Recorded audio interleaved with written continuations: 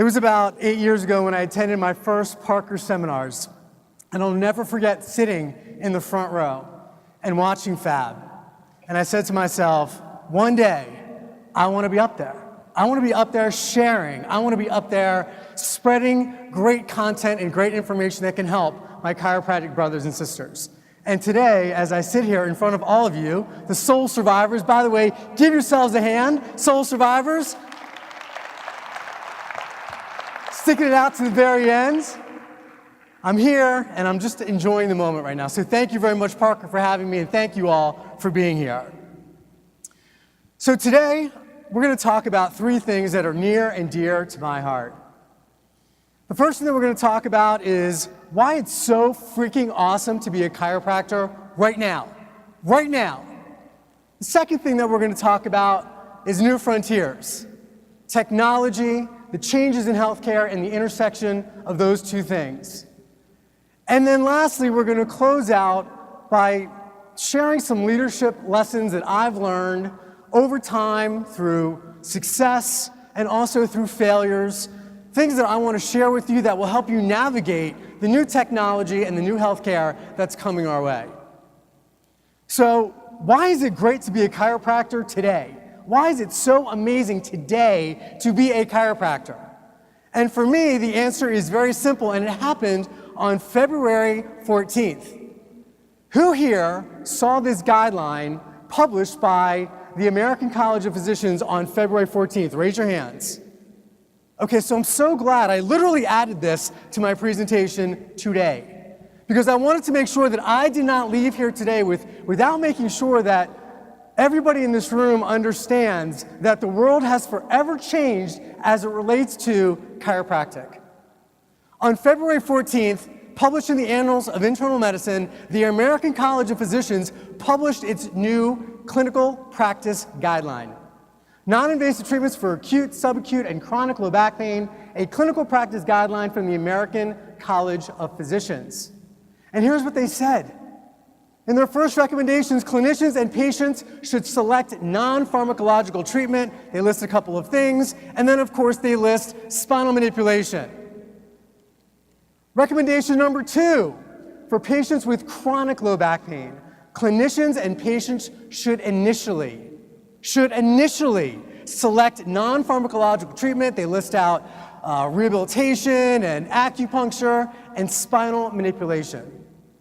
Now, why is this so important? When we think about the evidence, there is a hierarchy, and the highest level of clinical evidence is a clinical practice guideline. It instructs providers on the standard of care.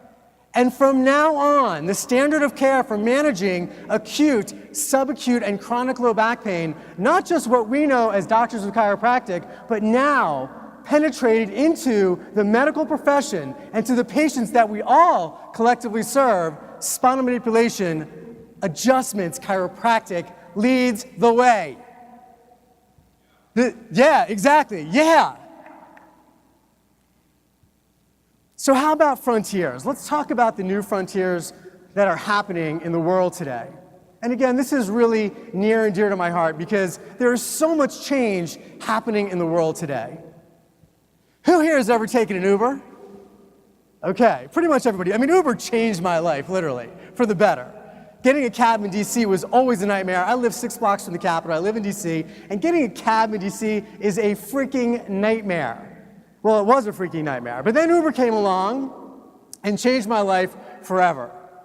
Uber is now the largest auto transportation company in the world. How many cars does Uber own? 0. Exactly. How about Airbnb? Any of y'all ever use an Airbnb? Yeah, Airbnb is pretty cool. I use Airbnb. Airbnb is the largest hotelier in the world. How many hotel rooms does Airbnb own? None. We live in a changing world. And these organizations that have tremendous success and tremendous growth understand some fundamental principles about the world today. If businesses can lower the cost of supply, they can bring more people into their markets and profits grow exponentially. We call these organizations exponential organizations. And every single day, there are more and more organizations and companies that are poised to grow exponentially, and they are disruptors. I mentioned earlier that it's impossible to get a cab in DC, or it used to be impossible to get a cab in DC, and then Uber came along and changed the game. And now the DC cab companies are actually pretty good. They had to modify their behaviors because of this massive, massive disruption.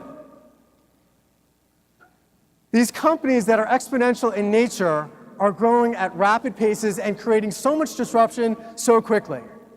A typical Fortune 500 company, it would normally take about 20 years for them to reach $1 billion in market cap. Google, it took 8 years for them to reach $1 billion in valuation. Facebook, it took about 5 years. Tesla took about 4, Uber around 3, WhatsApp around 3, Snapchat close to 2, and Oculus Rift about 1.5 years to reach $1 billion in valuation. That's how fast the world is changing today. And we as doctors of chiropractic need to understand what's happening in the world around us so we can adapt. I want to talk about Nokia. Nokia is a very interesting story. In 2006, Nokia was a well-known brand. In fact, they had a valuation of $140 billion. And then the big disruption occurred, and it's called the announcement of the iPhone. So in January 2007, the iPhone was announced, and Nokia said, uh-oh, we got a problem. We want to make sure that we have the capability of geolocation on our phone. So what we're going to do is we're going to buy this company, Navtech. And we're going to buy Navtech, and we're going to build a bunch of cell towers so that we can geolocate our phones. Well, in that same year, in December of 2007, this little Israeli company called Waze was founded. Who here uses Waze? Okay, just look around the room. A lot of people using Waze. Okay. So in 4 years' time, because Waze leveraged the assets of everybody else's iPhone, there was 10 times the amount of sensors on the road, and that allowed Waze to grow exponentially. In June 2012, Nokia's valuation fell to $8.2 billion. Remember, they started at $140 billion. And in April of 2014, they were acquired by Microsoft for $7.2 billion. Google, in June of 2013, acquired Waze for $1.1 billion. Anybody here have a Nokia phone? No.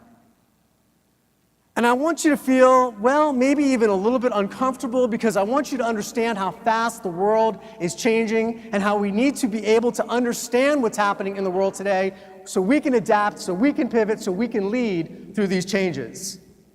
The average lifespan of an S&P 500 company has decreased from 67 years in the 1920s to 15 years today, and 40%.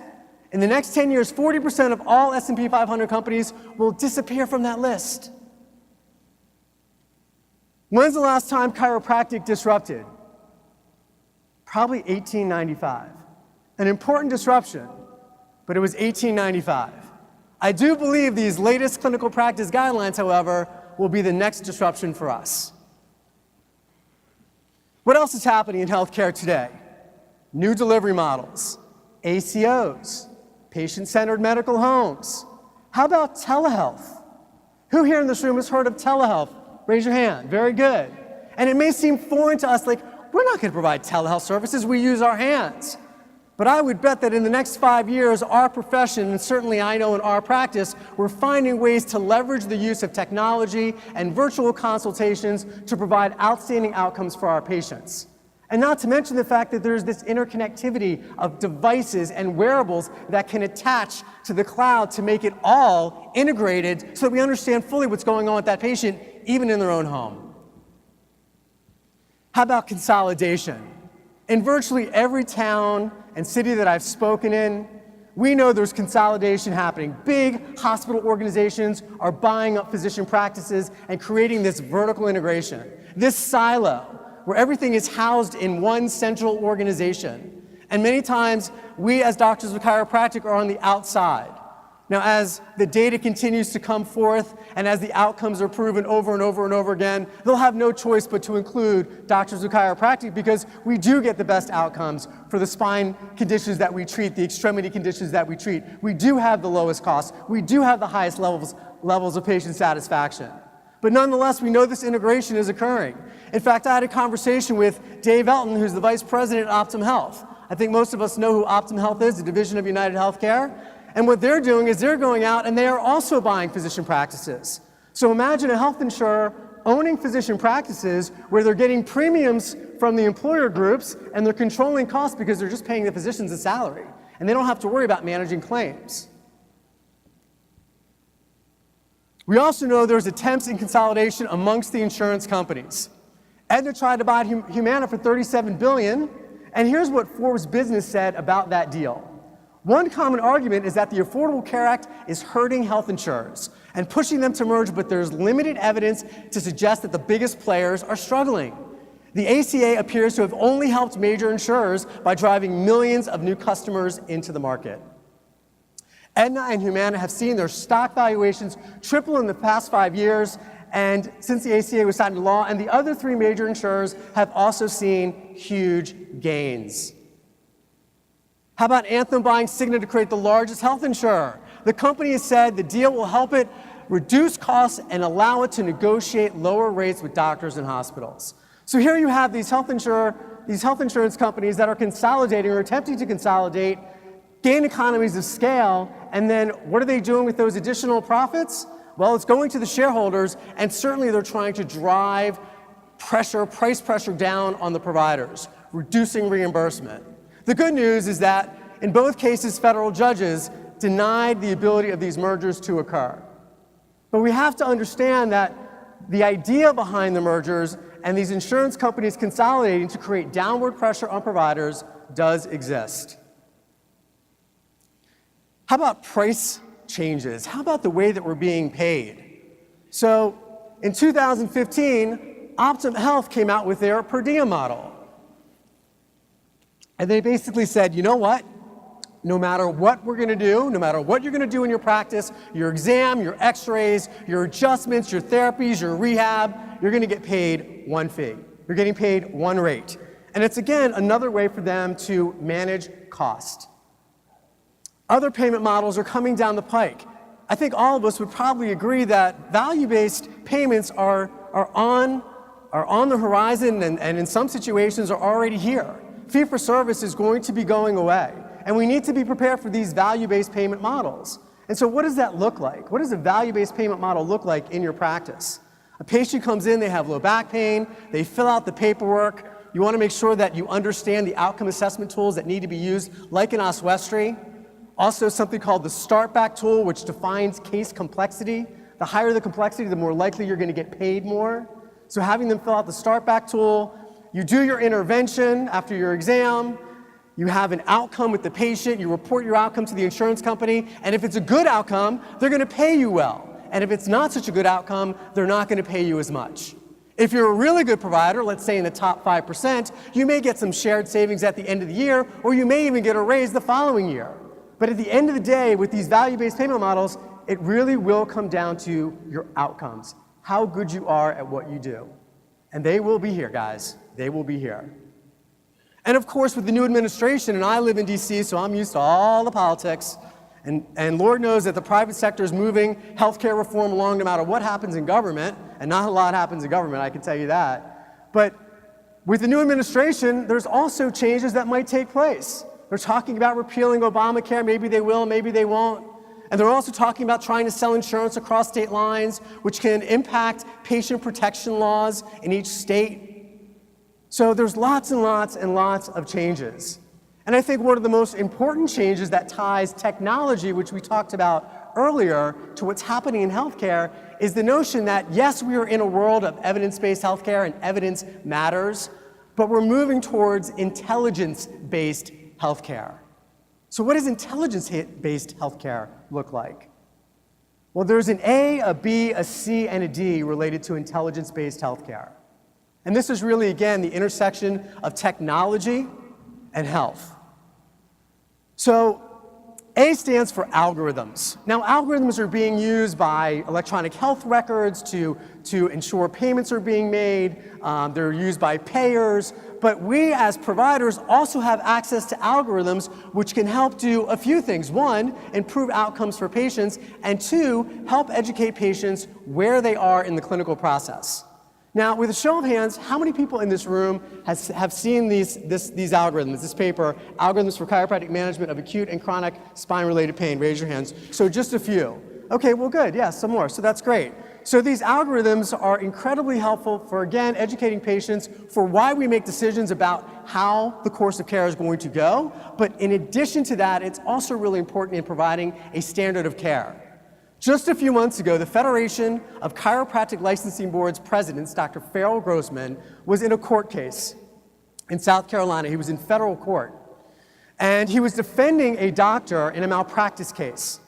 And the case went something like this. Patient came in, they had been in an accident many years ago, the doctor treated the patient about 10 times, and the patient did not improve. The patient left the practice over time, got worse, and it came to fruition that the patient had had a cervical disc. Who knows if it was old or if it was new, but the patient had a cervical disc and felt like the chiropractor had done this to the patient. And so, the patient felt like the chiropractor had done this to them, and so they took this doctor to court. And they went to court, and the chiropractor wanted to fight the case, and so Dr. Grossman testified in this case. And the plaintiff's witness said on the stand that he felt that the patient should have only been treated 2 times. The patient should have only been treated 2 times. Well, when you look at the algorithm paper, and again, this is part of a clinical practice guideline, the highest level of clinical evidence, when you look at this information, what it says is that a normal course of care, a trial of care, is anywhere between 6 and 12 visits. And this doctor was well within that range and therefore won the case. So the use of algorithms is really important. And over time, algorithms will be embedded into our lives through technology that will help us do even better with clinical care. The B for intelligence-based healthcare is big data. They used to say cash is king. No more. It's really all about the data. So when we think about healthcare reform, we think about triple aim: better outcomes, lower cost, higher levels of patient satisfaction. And the way that we demonstrate our value to the system is through big data. It's by aggregating our data, owning our own data, and being able to demonstrate our value to the system, clearly stating that we get better outcomes at lower costs and higher levels of patient satisfaction. The C stands for cloud computing. The interconnectivity of all of us to each other, to our patients, to our systems that drive improved outcomes over time.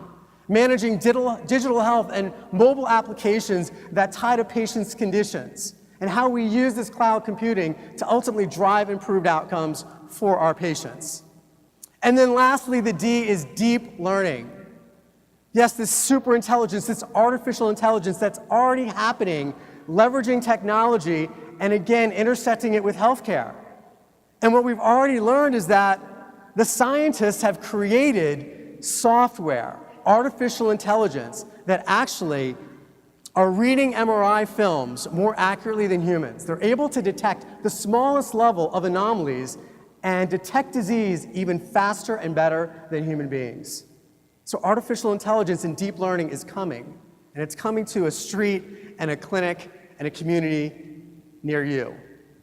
This is a great example of big data and cloud computing.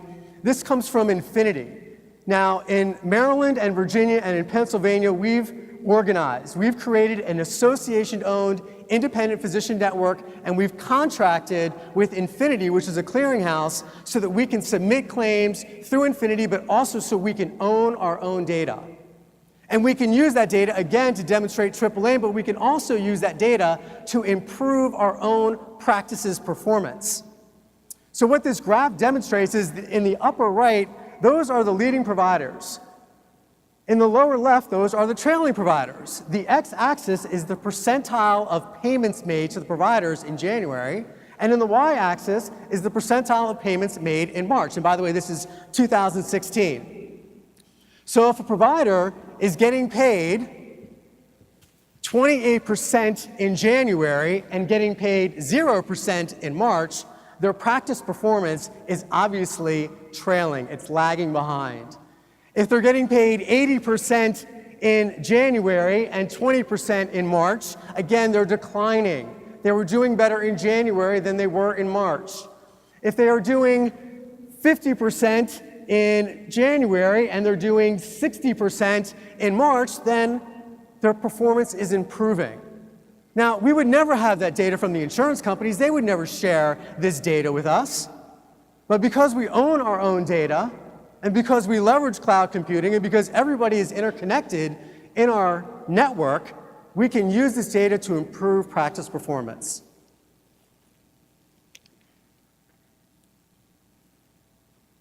So, lots of change.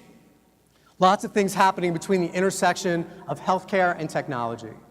And as Darwin said, it is not the strongest of species that survives, nor the most intelligent that survives. It is the one that is most adaptable to change. And again, the idea behind these concepts is that I want our profession to be prepared for the change. I want us to be able to lead through change. Speaking of leading, I've been leading my organization for 23 years. And I would say we've had some good success. We have multiple practices. It's a multi-million-dollar organization. We've got practices, chiropractic, physical therapy, rehab practices. We've got a wellness company where we do all the post-rehab, personal training and physical fitness, really helping people live a healthier lifestyle once they've gotten through the chiropractic portion of their care. We have a clinical research foundation. It's a 501c3. We run clinical trials in our practices because we believe that we don't want to just read about the evidence, we want to create it. So in order to make that happen, we had to have our own institutional review board, which had to be approved by Health and Human Services. We've spent a tremendous amount of time, money, and effort on quality. And through all of that work and all of that effort, I can tell you with the success that we've had, I've had many, many, many more failures. In fact, we've almost gone bankrupt, and not just once, but twice. So the things that I share with you today, these leadership lessons learned that will help us all navigate through the next decade, the next century of the massive change that's taking place. I just want you to understand it comes from a place of experience, and it also comes from a place of love and wanting to share with you so that if there's one thing that you learn and that will save you from any mistake that I made, then that makes my day. So lesson one, we're going to talk about, well, us. We're going to start with us. So Fortune magazine puts out a list every single year of the top 50 leaders. The top 50 leaders around the world. So let's get some ideas about who you guys think might be in the top 5. Who would you guess? Sorry, say it again. Elon Musk, very good. Who else? Sorry again, Bill Gates? Okay, who else? Sorry? Steve Jobs. Who else? Zuckerberg, okay, if you're a Facebook fan, Zuckerberg, okay. How about one more? I need one more. I'm sorry? Warren Buffett, very good, very good. So here's who Fortune magazine said were the top 5 leaders. And when we talk about these leaders, again, I just want to share with you that they share a common trait. And all great leaders essentially share this trait as well. So number 5, Tim Cook of Apple. Number 4, the Pope. Now, a couple years ago, the Pope was number 1. I'm like, how does the Pope go from number 1 to number 4? Like, how does that happen? I have no idea. Like, I'm Jewish, I love the Pope, I don't know how that happens. But he's number 4, I don't know. Aung San Suu Kyi, she is the spiritual leader of Myanmar. She's really bringing democracy to that country. Angela Merkel of Germany. And lastly, Jeff Bezos of Amazon. Now, if any of you have ever followed Jeff Bezos and Amazon through their career, so to speak, if you remember, I remember when they first started, he was beaten up all the time. I mean, he wasn't going to succeed, he was going to fail, but through sheer grit and perseverance and vision, he's built Amazon into an amazingly successful organization. And what these great leaders have in common, and it's not really an opinion, it's really based on the evidence around leadership, what these great leaders share is this great level of self-awareness. So what are the tools that I can share with you where you can learn more about yourself and how to develop that skill of self-awareness? Well, there's lots of different assessments out there. One is like the Myers-Briggs. Another is something called the DISC survey. And this is a great survey. I've taken it. It's been pretty accurate for me. One of my favorites is something called 5 Dynamics, where it looks at your energy levels and how you apply your energy in certain activities and where your energy is strongest and where you need more help. And where you need more help is typically where you want to find others who excel in those areas where you need the most help. And then one of the most powerful ways to develop self-awareness is getting feedback from your peers, getting feedback from your team. So there's something called a 360. So a 360 in the business world is where your entire team gives you a review. So raise your hand if you've ever either done or been part of a performance review. Raise your hand. Okay, good. The vast majority of the room, because that's really important. We need to do performance reviews. They're an important part of how we can help our individuals on our teams grow. Well, I'll tell you, several years back, we did 360s, and for me, I just wanted my entire team to just review me. You know, tell me my greatest areas of strength and tell me my greatest areas of need. What were my areas of opportunity where I could grow and develop? And it was eye-opening. And the simplest way to get 360 feedback is just to ask your team to give it to you. And if you want to do it anonymously, just create a SurveyMonkey survey with 2 questions. What's my area of strength and what's my area of greatest opportunity? And let your team tell you where you can improve and be better. So it's all about rule 1, lesson number 1, great self-awareness. Lesson number 2. In his best-selling book, Drive, Dan Pink talks about the 3 factors that lead to better performance and personal satisfaction: autonomy, mastery, and purpose. Autonomy, the desire to be self-directed. Who here likes micromanagers? Raise your hand. Oh, big surprise. Nobody does. People like to be self-directed. So if you hire good people and you train them well and let them do their jobs, they're much more fulfilled. Mastery, the desire to get better at stuff. So we as leaders have a responsibility to make sure that when we bring great people into our organization, that we do our very best to develop them, to train them and develop them and give them the opportunity to get better at their stuff. And lastly, individuals need and want a transcendent purpose. In our organization, we make it really clear who we are, what we believe, and how we behave. We have a very simple vision statement: inspiring and empowering a healthier, happier world. That's what we're about. Every single day when we open our doors, that's exactly what we're about. And it's not just about the patients, it's about the team as well. And in fact, starts with our team. I want to make sure my team is healthier and happier. And how we behave with brilliance and unity, and a term that I coined. I'm kind of a geek like that. I just created this word called Kaizenovation. Kaizen is the Japanese word for continuous improvement. And I combine it with the word innovation, and the word essentially means continuous improvement through innovation. So our company values continuous improvement through innovation. So being great at what we do, working within a team, and continuous improvement through innovation. Who we are, what we believe, and how we behave. That vision sets the guidepost for every single person in our organization. So again, 1, great self-awareness. 2, making sure that our individuals really understand the purpose of our organization. Lesson number 3, again, in a business Bible, the business Bible as far as I'm concerned, the book Good to Great, written by Jim Collins. In chapter number 2, he starts off by saying, first 2, then what? It's all about getting the right people in the right seat on the bus. So, as I said earlier, there were multiple times, twice almost, that we went bankrupt. And one of the mistakes that we made the first time was growing too fast. And we grew externally and added lots of clinics. And we made it through that. And the second time that we almost went bankrupt is, well, we grew too fast again and we added more doctors. And when we're adding these doctors, because we felt like we needed these doctors and we had to have these doctors, we added these doctors, it was all about their skills. Were they trained in kinesiology taping? Were they trained in rehab? Did they know how to do a specific type of an adjustment? It was all about skills-based hiring. And the mistake that we made is we never, because we weren't sure at the time who we were, what we believed, and how we behaved, we didn't have a clear vision statement, we didn't have clear core values. We were just bringing people into the organization and a mess ensued. A mess ensued. And so through that process, we learned that, sure, skills are great and skills are important, but we don't hire based on skills anymore. We hire purely based on values. So what is the tool that we use and a tool that you all can use in your practice at any time starting on Monday? The tool that we use is something called the top grading application.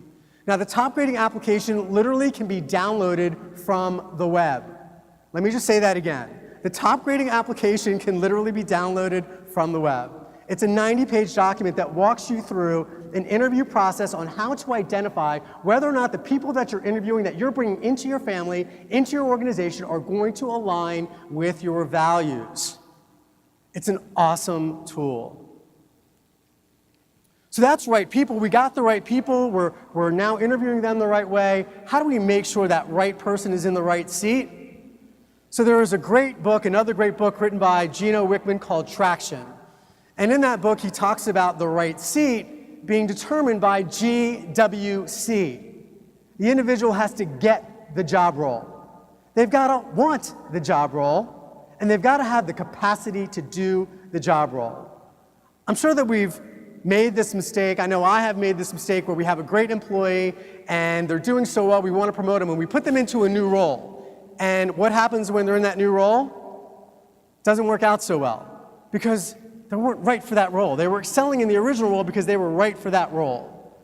So if you want to determine whether or not someone is in the right seat, do they get it? Do they want it? Do they have the capacity to do it? Now, if it's a no for get it or capacity to do it, maybe they can be trained. But if it's a no for wanting to do it, it's absolutely not the right fit. Lesson number 4. So now you've been clear about who you are as an individual, you're clear about your organization's purpose, you're clear about who you need to bring into the organization. Now it's about making sure that the people in the organization behave in the best way possible as a team. Patrick Lencioni wrote this great book, 5 Dysfunctions of a Team. And it's an allegory. He writes this story that describes what a dysfunctional team looks like and how to overcome that dysfunction in order to achieve the highest level of results. Now, this concept that Lencioni created is really all about Maslow's hierarchy of needs as it relates to teams. And it all starts with trust. And in the absence of trust, there can be no conflict. And when people don't trust that they can have a conversation, an open conversation with a coworker or their boss, there's no conflict, and without conflict, there's no true commitment to the cause. And if there's no true commitment to the cause, there's no accountability. And when there's no accountability amongst the team members, well, results are just that much harder to attain. Now, you can achieve results with dysfunctional teams. Lord knows I've done it, but it's not easy. And so the goal for all of us as leaders is to ensure that we do whatever we can to create healthy, high-functioning teams. And this is what a high-functioning team looks like. You've built a better team when team members trust each other enough to engage in conflict over ideas and hold each other accountable for achieving collective results. And when that happens, all of our lives and their lives are so much better. How do you build trust in the first place? Probably the most important characteristic in my experience and in my opinion in watching other leaders is you build trust by being authentic, and in many situations being authentic means being vulnerable. Being a great leader doesn't mean you always have all the answers, but it does mean you're vulnerable enough to ask. So vulnerability is a key component in being able to gain trust from your people. Lesson number 5, and probably my favorite. What's this? Grits, very good. It's that southern delicious dish that you put a little butter on and it's yummy. Grits, love me some grits. But I'm not talking about food. What I'm talking about is actual grit. And the definition of grit is the intersection of passion and perseverance. Angela Duckworth, out of the University of Pennsylvania, studied the element of grit. And here's what she found. The people who were the grittiest, had the highest levels of grit, ended up with the highest levels of success. It was the most important determining factor for success, however you define success, that existed in the populations that she studied. So, do you want to know what your grit score is? Do you want to know what your grit score is, guys? Of course you do. Everybody got a phone? All right, pull out your phone. Pull out your phone. It's real easy. You're going to get your grit score. So what you're going to do is you're going to go to Google on your phone, and you're just going to write in grit scale. Now, if you don't have a phone, I'm going to walk through each of the questions. The scoring is a little crazy, so I don't want you to have to do it manually, but nonetheless, I'm just going to walk through the questions just so you can hear them. But I want you, if you have a phone, you can take it right now. It takes literally as fast as I'm going to read these questions. You'll be able to get your score. So here goes. Now, guys, before you begin, hold on one sec, really quick. The most important thing when taking this test, when taking this assessment, is that you're honest with yourself. It's not about getting a perfect grit score. That's not what it's about. It's about really identifying where your starting point is and then achieving ways to gain more grit over time. So don't try to impress the person next to you by answering every question perfectly. Be honest with yourself and answer it as honestly as you possibly can. So here we go. Question number 1, new ideas and projects sometimes distract me from previous ones. Very much like me, mostly like me, somewhat like me, not much like me, not like me at all. Number 2, setbacks don't discourage me. I don't give up easily. Very much like me, mostly like me, somewhat like me, not much like me, not like me at all. Number 3, I often set a goal but later choose to pursue a different one. Very much like me, mostly like me, somewhat, not much, and not like me at all. Number 4, I am a hard worker. Very much like me, mostly, somewhat, not much, not like me at all. Number 5, I have difficulty maintaining my focus on projects that take more than a few months to complete. Very much like me, mostly like me, somewhat, not much, not like at all. Number 6, I finish whatever I begin. Very much, mostly, somewhat, not much, or not like me at all. Number 7, my interests change from year to year. Very much, mostly, somewhat, not much, or not like me at all. Number 8, I am diligent. I never give up. Very much, mostly, somewhat, not much, or not like me at all. Number 9, I've been obsessed with a certain idea or project for a short time, but later lost interest. Very much, mostly, somewhat, not much, or not like me at all. And then lastly, number 10, I've overcome setbacks to conquer an important challenge. Very much, mostly, somewhat, not much, or not like me at all. So how many people in the room already have their grit score? Raise your hand. Awesome, guys. That's so cool. I love it. So again, it's not the score in and of itself that matters. It's a starting point for you. It's a way for you to know where you begin on your journey to always achieving more grit and hopefully even more success.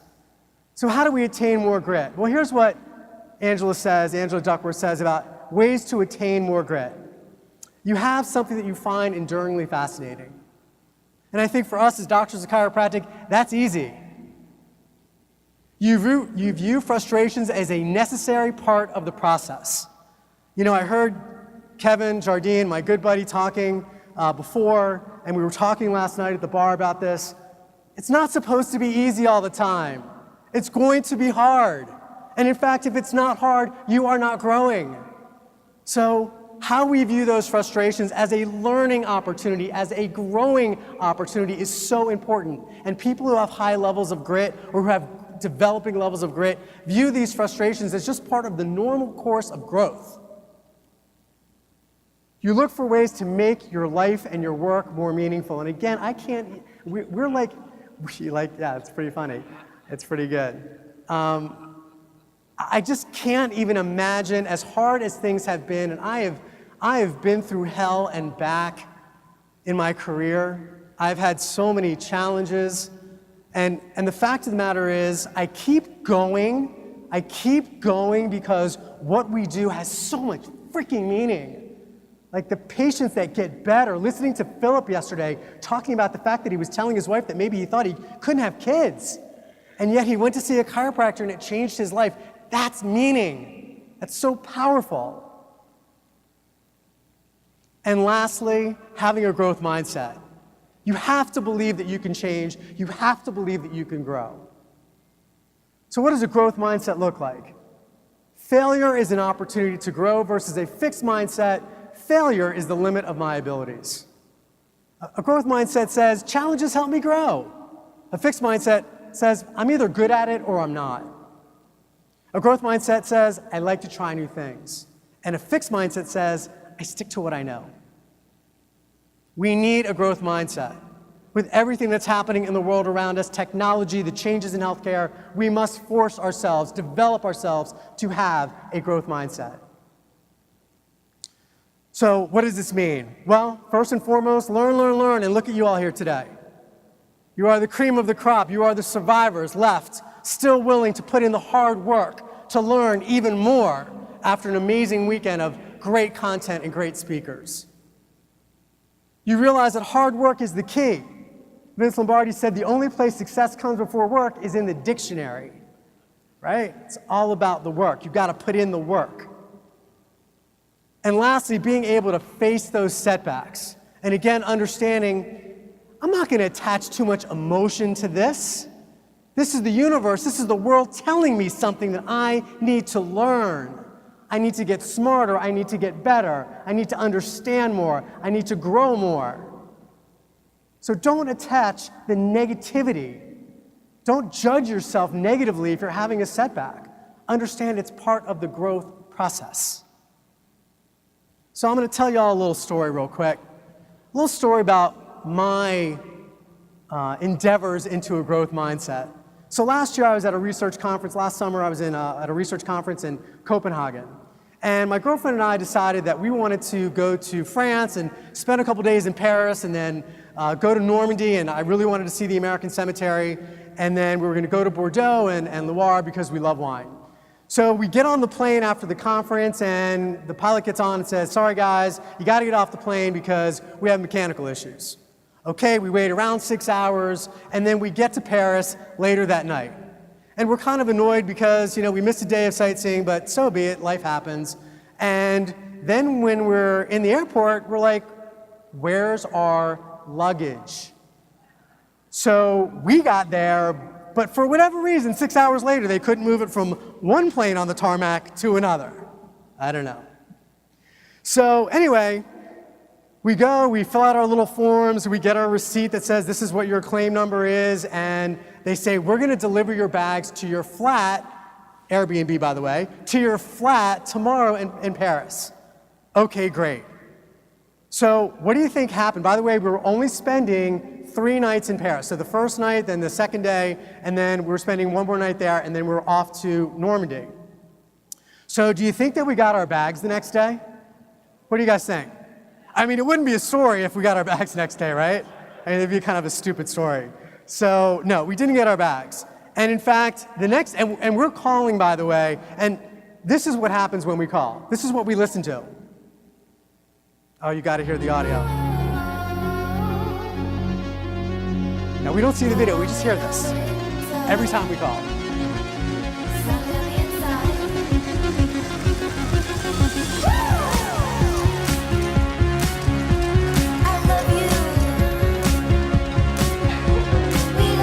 No, you don't. You don't love me. I don't have my bags. Come on, shout.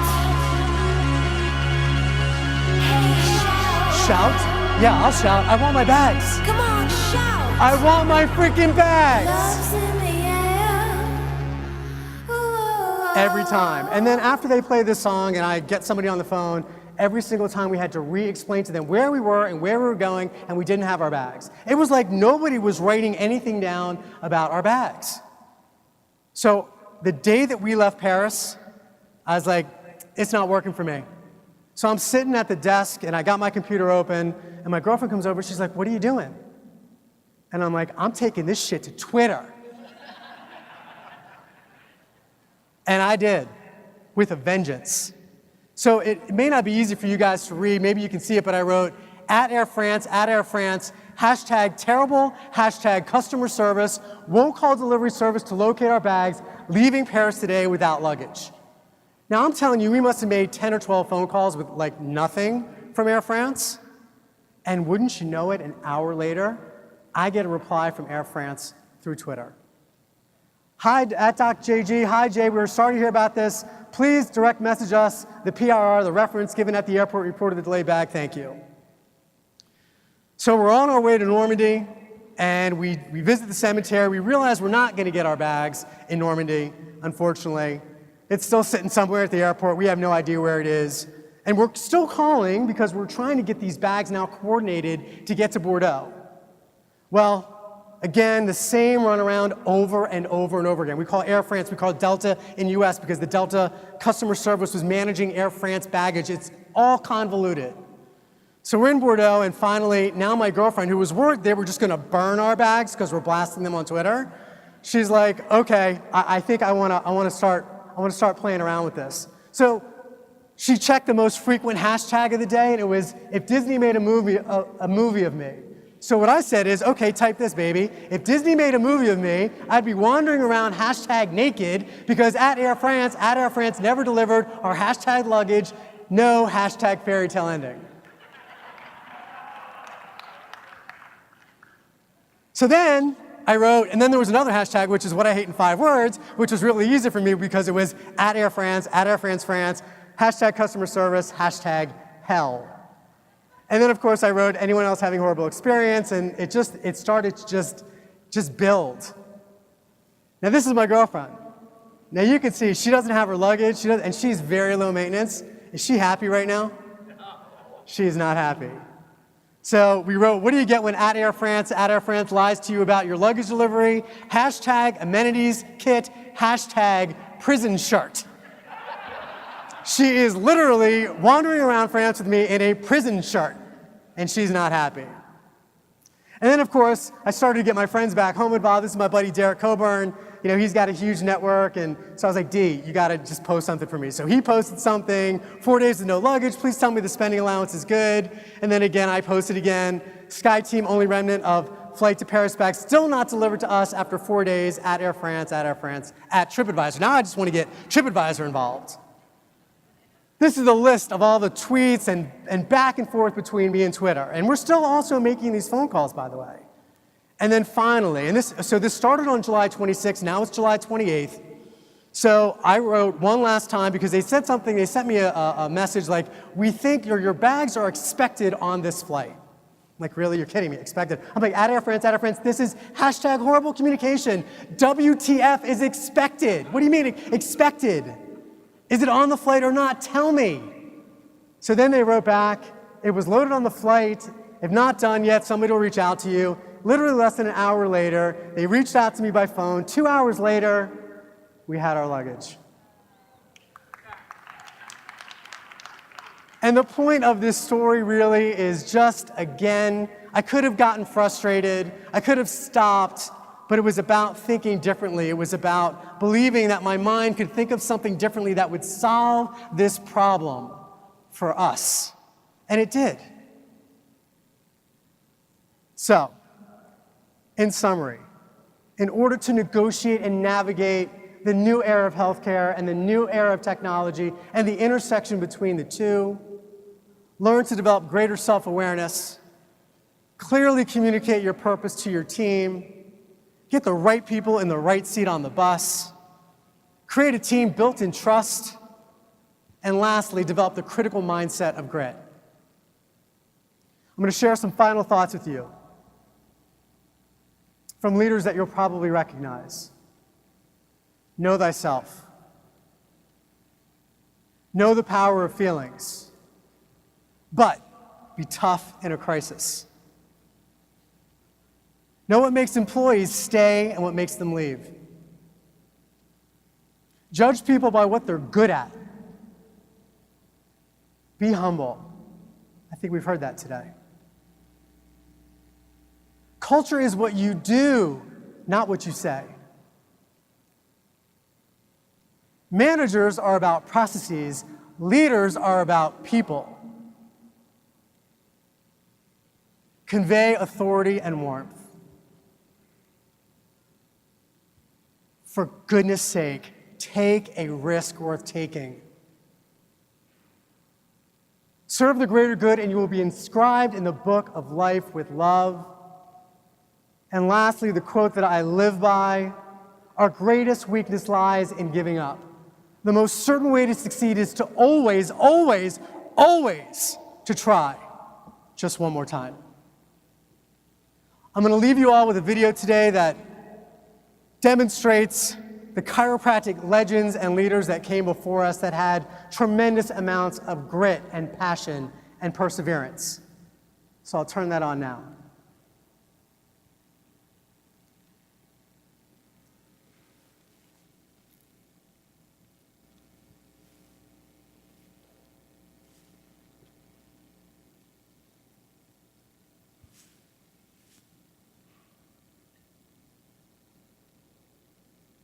And yes, the lyrics matter.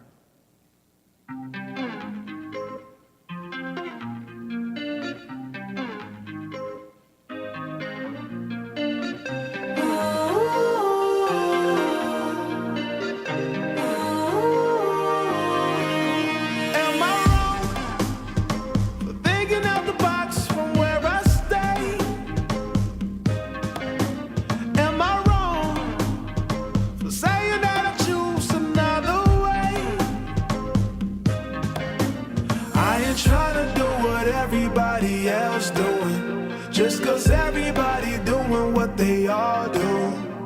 If one thing I know, I fall but I grow. I'm walking down this road of mine, this road that I go home. So am I wrong for thinking that we could be something for real?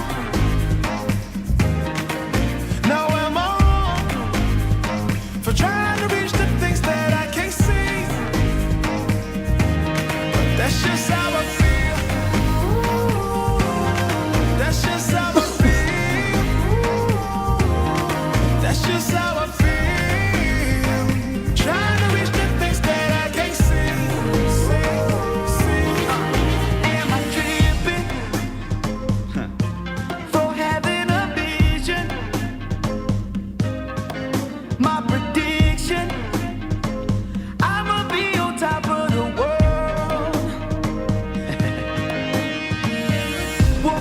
Don't look back, always do what you decide. Don't let them control your life, that's just how I feel. Oh, fight for yours, so don't let go. Don't let them compare, you know. Don't worry, you're not alone, that's just how we feel. Am I wrong? Am I wrong for thinking that we could be something for real?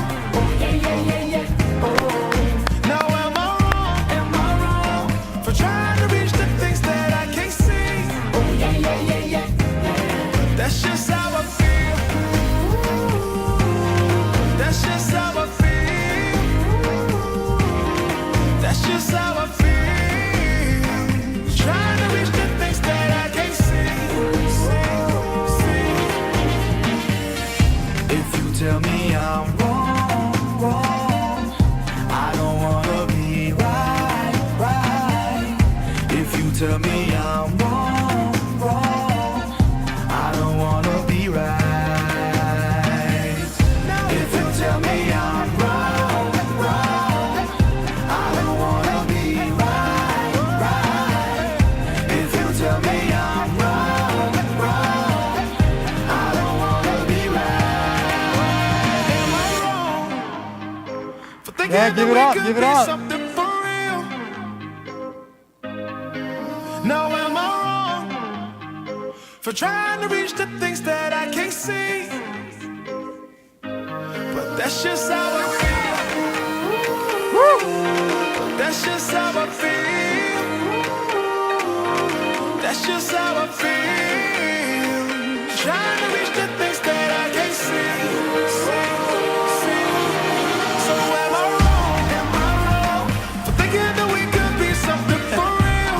Oh yeah. Oh. Now am I wrong for trying to reach the things that I can't see? Oh yeah. But that's just how I feel. That's just how I feel. That's just how I feel. Trying to reach the things that I can't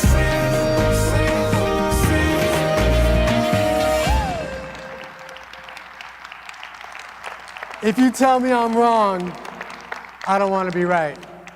My prediction is we gonna be on top of the world. Thank you very much.